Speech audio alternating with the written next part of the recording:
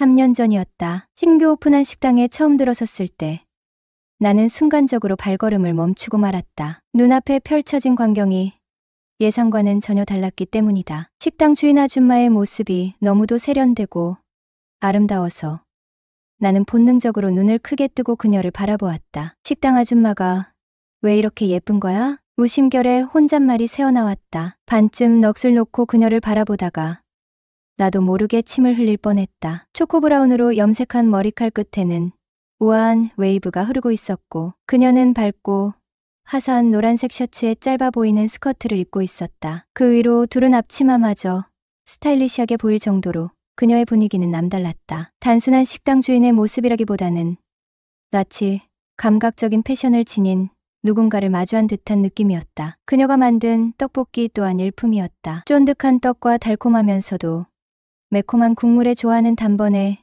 내 입맛을 사로잡았고 우리 딸 역시 이곳 떡볶이를 세상에서 가장 맛있는 음식이라고 극찬했다. 그 덕에 우리는 하루가 멀다 하고 이 분식집을 찾게 되었다. 시간이 지날수록 그녀는 더욱 궁금한 존재가 되었다. 언제나 그녀의 얼굴에는 생기가 넘쳤고 그 자체로 사람을 끌어당기는 매력을 지니고 있었다. 나는 문득 그녀를 이성적인 감정으로 바라보게 되면서 한 번쯤 그녀와 가까워질 기회를 엿보고 있었다. 그러던 중 우연히 그녀의 이름과 사연을 알게 되었다. 송수진, 47세, 이혼하고 아이 둘과 사는 돌싱녀. 그녀를 처음 본 지는 꽤 오래되었지만 그녀가 혼자 지낸다는 사실을 알게 된 것은 불과 몇 달 전이었다. 그리고 운명처럼 어느 날 차를 몰고 가던 중 버스 정류장에 서 있는 그녀를 발견했다. 반가운 마음에 나는 차를 세우고 그녀에게 인사를 건넸다. 아주머니, 이 시간에 가게 안 보시고 어디 가세요? 그녀는 나를 보고 놀란 듯 미소 지었다. 어머, 은옥 아빠. 오늘은 휴일이라 친구들 만나러 가려고요. 아, 그러세요? 어디까지 가시는데요? 명동 쪽이요. 저도 그쪽인데 가는 길에 태워다 드릴게요. 아니에요. 괜찮아요. 아주머니가 저한테 이러시면 섭섭한데요. 괜히 패 끼칠까봐 그러죠. 하루 이틀 본 사이도 아닌데 너무 내외하시는 것 같아 더 어색해요. 그녀는 망설이다가 못 이기는 척 조수석에 올라탔다. 사실 내 목적지는 명동과 정반대 방향이었지만 그녀와 조금이라도 함께 시간을 보내고 싶어 차를 몰았다. 날씨가 무척 덥네요. 그러게요. 조금만 움직여도 땀이 나요. 나는 길가에 차를 세우고 편의점에서 시원한 음료수를 사 그녀에게 건넸다. 아니, 태워다 주시는 것도 고마운데 음료수까지 사주시면 제가 너무 미안해지잖아요. 그럼 미안한 만큼 나중에 갚으시면 되죠. 뭘로 갚아야 할까요? 데이트 한번 해주세요. 그녀는 웃으며 고개를 저었다. 데이트라니. 은옥 아빠랑 나랑 나이 차이가 얼만데요. 아주머니는 여전히 젊어 보이세요. 농담이라도 고마워요. 하지만 청춘은 이미 지나가 버렸어요. 그런 말씀 마세요. 요즘 아주머니 또래분들이 얼마나 활발하게 생활하는데요. 그건 전문직 여성들 이야기죠. 난 그냥 평범한 아줌마예요. 늙긴요? 밖에 나가시면 총각들이 프로포즈 하겠어요. 그녀는 웃으며 장난스럽게 물었다. 혹시 은옥 아빠 눈에 내가 여자로 보여요? 그럼요. 얼마나 포근하고 매력적인데요. 호, 장난도 참. 은옥 아빠는 젊은 아가씨들이 더 좋지 않아요? 젊은 아가씨들은 여자로 안 보여요. 오히려 연륜이 있는 여성이 좋아요. 그녀는 놀란 듯 나를 바라보았다. 별난 취향이네요. 젊은 아가씨들과 연애해보고 싶지 않아요? 요즘 누가 애딸린 호라비를 좋아하겠어요. 신문에서 보니까 기혼 남성들도 애인이 있는 경우가 많다던데. 전 그런데 관심 없어요. 오히려 요즘은 미시족들이 더 인기라던데요. 아주머니도 혹시? 그녀는 피식 웃었다. 난 아니에요. 하지만 주변에 그런 사람들 꽤 있죠. 아주머니 외로우세요? 그런 이야기 하시는 거 보니까. 왜요? 외롭다면 은옥 아빠가 애인이라도 소개시켜 줄 건가요? 하하. 원하시면 젊은 남자 하나 소개해 드릴까요? 호호. 장난도. 그런데 요즘은 사는 게 조금 재미없긴 하네요. 그럼 아주머니한테 젊은 남자를 애인으로 소개해 드릴까요? 젊은 남자가 좋긴 하지만 현실적으로 어려운 일이죠. 그럼 우리 서로 소개해 주는 건 어때요? 저는 아주머니께 친구를, 아주머니는 저한테 젊은 여성분을. 그녀는 장난스럽게 웃으며 말했다. 재밌긴 하겠지만 다른 사람들이 알면 미쳤다고 하겠어요. 하하. 그럼 아주머니, 제가 아주머니 애인해 드릴까요? 어머, 은옥 아빠처럼 젊고 멋진 남자가 애인이면 좋긴 하지만 부담스럽죠. 부담 가질 필요 없어요. 심심할 때 서로 불러서 이야기하는 친구 같은 애인이면 되잖아요. 정말 그럴까요? 호호, 은옥 아빠랑 이렇게 농담하니 시간 가는 줄 모르겠네요. 어느새 명동에 도착했다. 그녀는 내리면서 장난스럽게 말했다. 그럼 우리 서방님, 앞으로 심심할 때 연락하세요. 네. 아주머니도요. 안녕하세요. 아내와 20대 후반에 결혼해서 몇 년 동안 알콩달콩 잘 살다가 갑작스레 사별한 지도 6년째.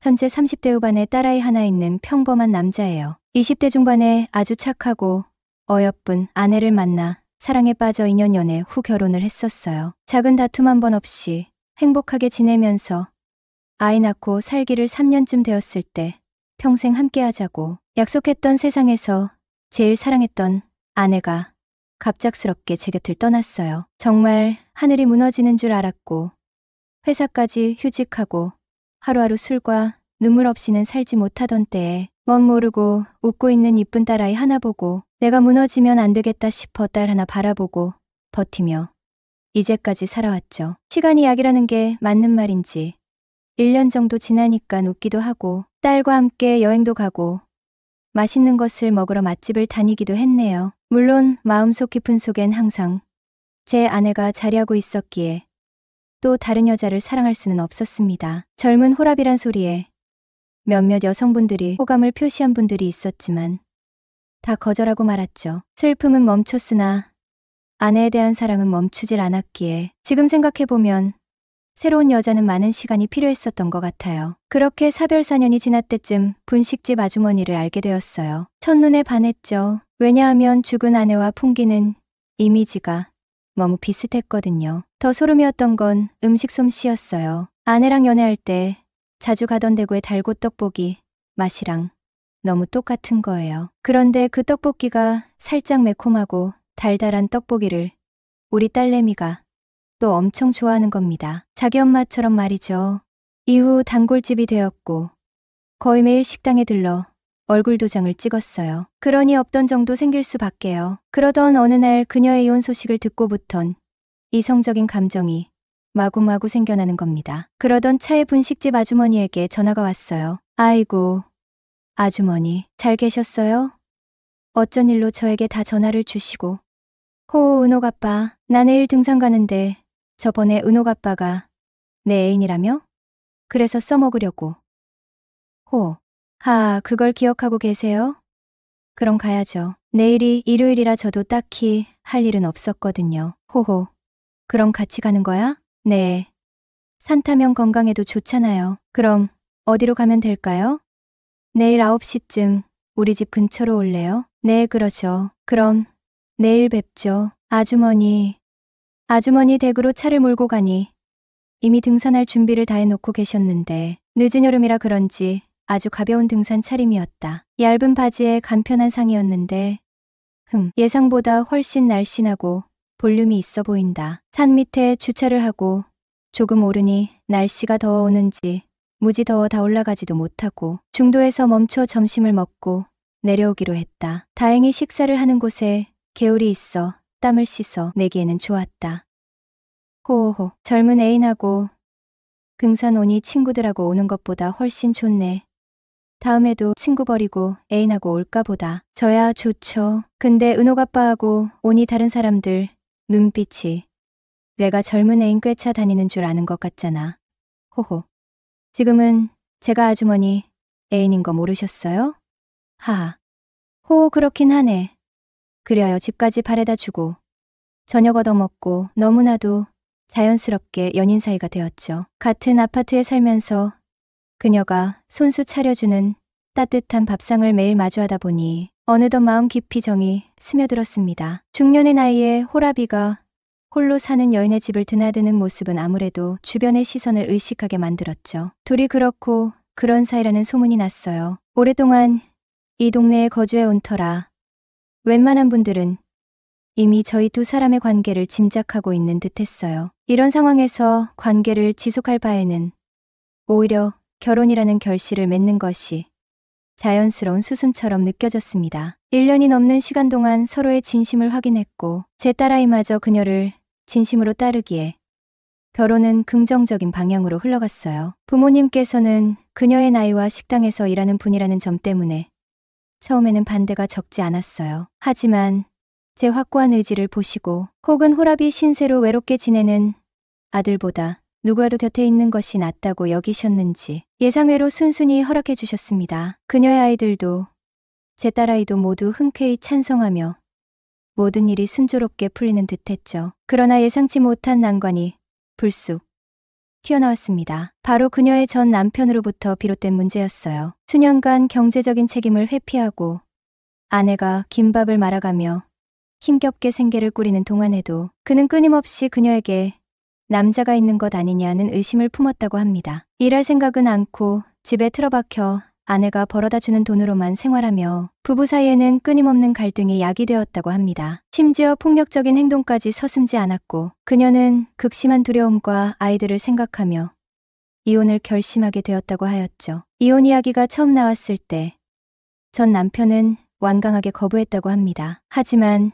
친정 식구들의 도움, 가정 폭력으로 인한 경찰의 개입, 몸 곳곳에 남은 멍 자국에 대한 병원 진단서, 그리고 변호사의 법적 조력까지 더해진 후에야 겨우 이혼이 성사될 수 있었습니다. 이혼 과정에서 전 남편은 아이들을 양육할 능력도, 양육비를 보탤 여력도 없다며 아이들의 양육을 그녀에게 전적으로 맡기고 떠났다고 합니다. 그런데 저희 결혼 소식을 아이들을 통해 전해 들었는지 평소에는 연락조차 없던 전 남편에게서 갑작스럽게 연락이 잦아지기 시작했어요. 이전과는 완전히 다른 태도로 말이죠. 아이들과 제주도 여행을 가자는 둥, 아이들에게 아빠의 존재가 필요하지 않겠냐는 둥, 심지어 그녀에게 몰라보게 예뻐졌네, 완전히 딴 사람 같아, 진작 이렇게 꾸미고 다녔으면 이혼도 안 했을 텐데 라는 아첨 섞인 말을 건네기도 했습니다. 주말에는 오랜만에 가족 외식을 하자며 아이들을 핑계 삼아 계속해서 그녀와의 만남을 시도했고요. 지난주에는 불쑥 아이들이 보고 싶다며 집으로 찾아와 치킨과 피자를 시켜 먹고는 늦었으니 하룻밤 묵고 가겠다는 뻔뻔한 요구까지 했다고 합니다. 기가 막힌 그녀는 이혼한 남남인데 왜 이러냐며 강하게 항의했고 결국 거센 언쟁이 오갔다고 합니다. 전 남편은 뜻대로 되지 않자 격분하며 그녀에게 고함을 질렀다고 합니다. 너 재혼할 거면 애들은 내가 키울 거야. 더욱 황당한 것은 지금이라도 아빠 노릇, 남편 노릇 제대로 할 테니 다시 합치는 게 어떻겠냐. 아이들을 생각해서라도 라고 뻔뻔하게 제안했다는 것입니다. 기가 찰 노릇인 그녀가 지금 와서 무슨 말도 안 되는 소리냐고 일축하자 전 남편은 알겠다며 아이들을 데려가겠다고 으름장을 놓고 가버렸다고 합니다. 결국 그녀의 전 남편 때문에 결혼까지 순탄치 않을 것 같다는 불안감이 엄습해옵니다. 이제 와서 아이들을 빌미로 그녀를 흔들고 아이들의 양육권을 운운하는 전 남편의 속셈은 뻔해 보입니다. 저와 그녀의 행복을 방해하려는 심산일까요? 아니면 정말 뒤늦게 후회라도 하는 걸까요? 어떻게든 이 문제를 해결하고 그녀와 행복한 가정을 꾸리고 싶지만 앞으로 닥쳐올 파란을 생각하니 마음이 무겁기만 하였죠.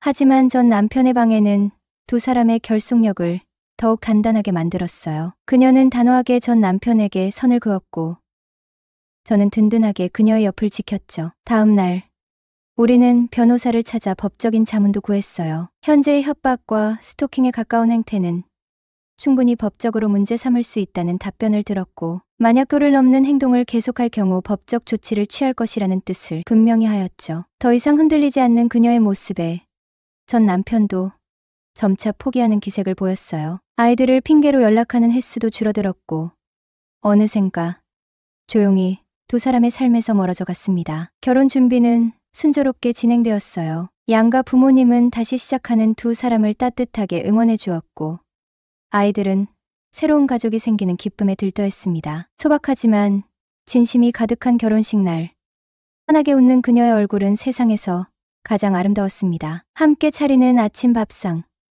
아이들의 웃음소리가 끊이지 않는 저녁 식탁, 주말이면 함께 떠나는 여행, 소소하지만 따뜻한 행복이 매일 두 사람의 가슴을 채워주었습니다. 힘든 시간을 겪었지만 결국 사랑과 믿음으로 모든 어려움을 이겨내고 진정한 행복을 찾아낸 당신과 그녀. 이제 두 사람은 새로운 시작을 앞두고 더욱 단단하고 행복한 가정을 만들어갈 것을 의심치 않았습니다. 사람들은 과거에서 배우지만 과거 속에 살지는 않는다.